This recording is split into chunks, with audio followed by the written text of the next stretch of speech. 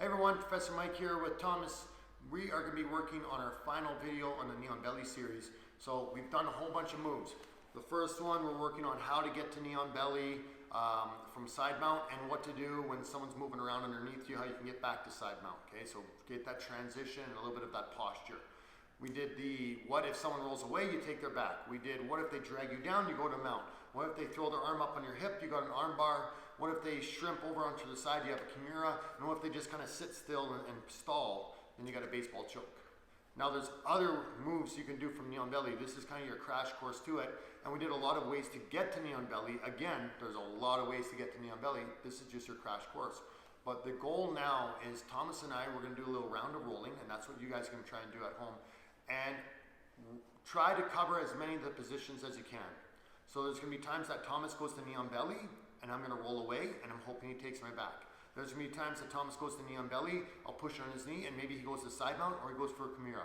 There's gonna be times he goes to knee on belly, I grab his lapels, and try to throw him, and hopefully he goes to mount.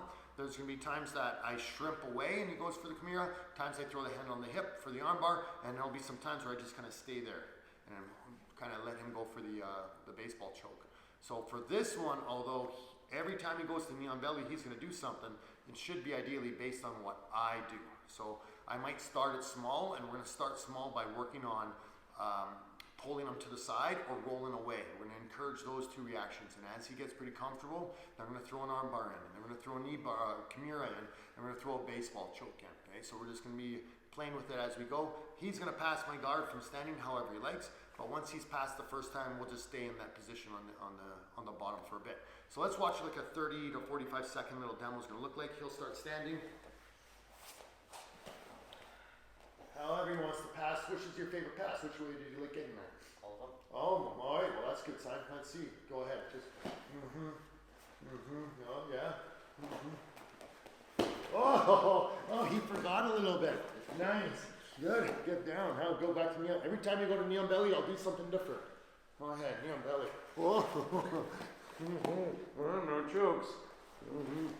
Go ahead. Knee on belly. Every time you go to knee on belly, I'm going to do something different. Let's see. Good. Keep going. Keep going. Oh, there. That's getting better. Yes. Oh, what you have to do is swim in. Swim in. There you go. What are you going to do next? Okay. I'm not doing anything. What are you? Yeah. Oh, yeah. Oh, I'm going to push on your knee. Yes, he's got to remember how to hold a left-handed baseball. Oh, got to get over top that leg. Keep going. Keep going. Oh, nice. Good. That one was a little slow before. Keep going. That was better. Oh, we did that one already. Yes. Oh, good. Uh-oh. He's falling back. Good. Keep going. I realize I missed one. Keep going. Get that elbow. Leg over the head. Yes. Look for that arm bar. This is why we got to get some practice with them. Keep going around. Starting side mount. Starting side mount. Oh, I'm pushing away. Going knee on belly. Oh, there's your arm bar again. Nice. Good. Keep going. Let's go. Two more times. Okay. I don't know what to do now. Oh, I'll do this and I'll push him. Oh, push him. Keep pushing. Good. Last one. Pick one more. On the other side. Switch the other side. Because we didn't do this one on this side. There you go. Oh, yes. Nice. So, the goal of this one is the guy on the bottom, move and feed your partner. Okay? Give them things to work off of. And this is very much like in boxing or Muay Thai. People have pads. They throw a pad up, that means jab.